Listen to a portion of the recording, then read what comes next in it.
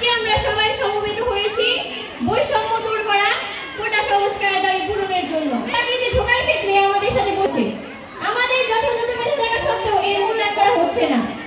আমরা মাত্র 44% মেধাবীরা সরকারি চাকরি করার সুযোগ পাই, বাকি 56% সুযোগ পায় বিভিন্ন কোটা নামধারী অমেধাবীরা। এটা কি বৈষম্য নয়? আমাদের এর বিরুদ্ধে কঠোর আন্দোলন গড়ে তুলতে হবে। বাংলাদেশের সকল শিক্ষার্থীকে রাজপথে নামার আহ্বান জানাচ্ছি। ঠিক বলেছেন ভাই, আমাদেরকে চুপ করে বসে থাকলে হবে না, কেননা আমাদের ডাকে কত ভাই বোনেরা রাজপথে নেমে এসেছে। আমাদের সবাইকে তাদের পাশে গিয়ে দাঁড়াতে হবে, এভাবে আর চলতে দেওয়া যাবে না। আমরা নারী শিক্ষার্থী থাকলে ঘরে বসে থাকবো না, সবাই বেরিয়ে আসবে। কালকে আমাদের ঢাবি স্টুডেন্টদের যেভাবে আমরা মার খেয়েছি, আমার ভাইদের যেভাবে মার দিয়েছে, এখন আমি জড়িত আছি, তবু আজকে আন্দোলনে রয়েছি। আমরা কিন্তু দমে যাই নাই। আমি জাস্ট এটা বোঝানোর জন্য আজকে আন্দোলনে রয়েছি যে এখন পর্যন্ত ঢাবিতে যতগুলো আন্দোলন হয়েছে কোনোটি কিন্তু দেখা যায়নি, আশা করি এটাও যাবে না। আজকে আমি বাসা থেকে বেরোনোর সময় আমার বাবাকে বলে এসেছি, আজকে যদি আমি মারা যাই, আমার লাশের জন্য রাস্তা থেকে না সরানো হয়, আমার ছাত্র জনতার দল যখন উল্লাস নিয়ে রাজপথে বের হবে তখন যেন তারা আমার লাশটাকে শহীদ ঘোষণা করে দাফন করে। এটাই আমার চাওয়া। এখন কি হবে সেটা পরে দেখা যাবে ইনশাল্লাহ। স্যার, এক গুলিতে একটাই যায় একটাই মরে, বাকিরা তো দাঁড়িয়েই থাকি।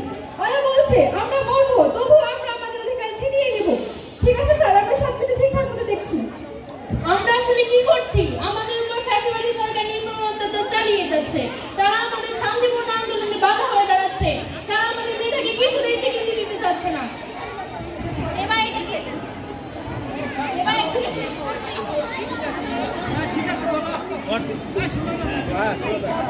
এবার এটাকে শেষ করতেই হবে। এই স্বৈরাচারী শাসকদের বিরুদ্ধে আমাদের সবাইকে একসঙ্গে রুখে দাঁড়াতে হবে, এভাবে আর চলতে দেওয়া যাবে না। নারী শিক্ষার্থীদের গায়ে হাত তুলে ফ্যাসিবাদী সরকারের লোক সবচেয়ে বড় ভুল করেছে। এই যে ছাত্রীদের গায়ে হাত তোলা হচ্ছে, এটা কি সরকার কেন যাচ্ছে না? তবু কেন তারা কোনো পদক্ষেপ নিচ্ছে না? বাংলাদেশ সরকার নিজেও কিন্তু একজন নারী, নারীদের গায়ে হাত তোলা হচ্ছে, নারীর শরীরে হামলা করা হচ্ছে, তবু কেন তারা চুপ করে বসে আছে? বাংলাদেশ সরকার মেধা দিয়ে কেন শিক্ষার্থীদের যাচাই করছে না? আমরা তো কোটা চাইনি, আমরা চাইছি মেধা। সবাই একসাথে কোটা না মেধা, মেধা মেধা, কোটা না মেধা, মেধা মেধা।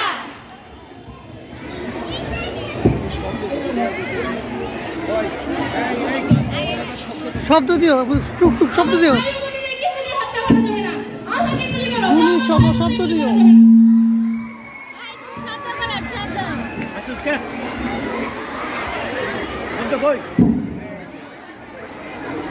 আগে না, আগে না।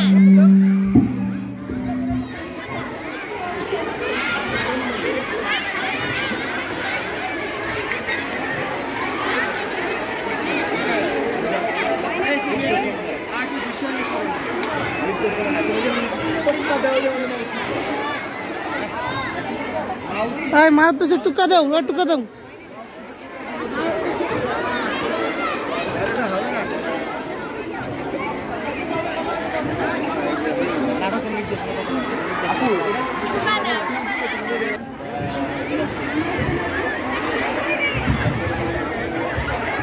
ভাই পানি লাগবে কারো? পানি পানি পানি লাগবে কারো?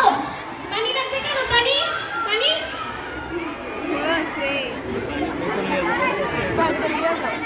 ভাই পানি লাগবে কারো? পানি পানি লাগবে কারো? আজ দুঃখের সাথে বলতে হয়, একটি যৌক্তিক আন্দোলনকে স্তব্ধ করে দেওয়ার জন্য সরকারের পেটোয়া বাহিনীকে লেলিয়ে দেওয়া হলো শান্তিপ্রিয় শিক্ষার্থীদের উপর।